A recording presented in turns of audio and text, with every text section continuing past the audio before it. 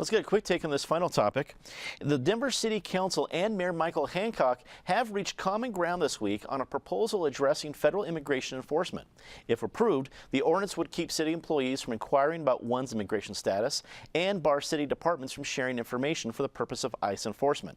The Denver Sheriff's Department will continue notifying ICE agents when they plan to release individuals wanted as detainees. Craig, your quick take on this one. It seemed like the mayor won a hard-fought compromise.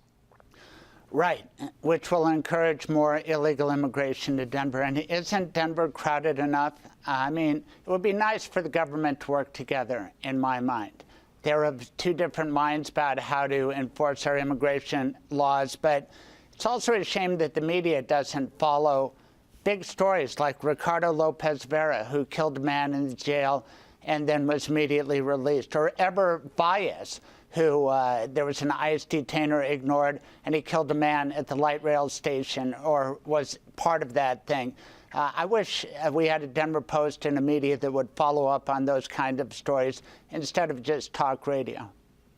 Mary, your quick take on this. What did you think of the city's compromise of all these different issues we've been talking about for several weeks? Kudos to Michael Hancock for some leadership on this, and I'd like to see some numbers on whether there is or will be an influx of illegal immigration to Colorado more than we're seeing in other places.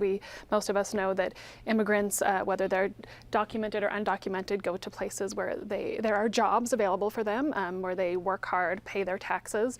I'd also like to see greater media coverage of the impact that these policies and these discussions are having on the lives of our hard-working residents who are undocumented, many of whom, for example, I've learned in my reporting in schools, in our Denver schools, Aurora schools, where many of the children are, their parents are undocumented. They no longer come to parent-teacher conferences. They no longer bring their children to extracurricular activities. Why is that? Because they are afraid. They're living in fear. The children who are trying to grow up here and get an education are also living in fear. So there's a lot of sides of the debate, and I think that it's great that Denver and their leadership has stood on the side of human rights and respecting the people who put a lot of hard work into our community.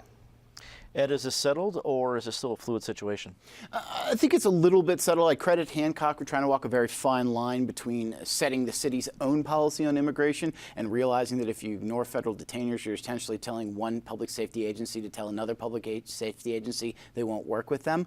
I think it is worth feeling, though, that it is somehow setting bad precedent of elected officials locally telling the federal government that they're going to ignore its rules. And here's why that's bad precedent: because Donald Trump will not always be in office, and eventually a Democrat will take over the White House. And sometime down the line, that Democratic president may set some environmental policies that conservative cities feel are overburdening. And they may just say, we're going to go ahead and ignore those environmental policies to protect our hardworking citizens who work at energy companies.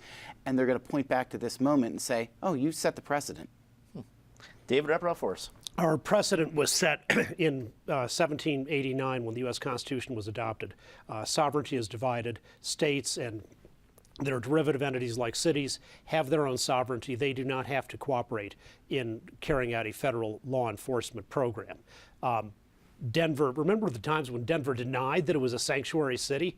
It is now such a sanctuary city. It is focusing its sanctuary on illegal alien criminals.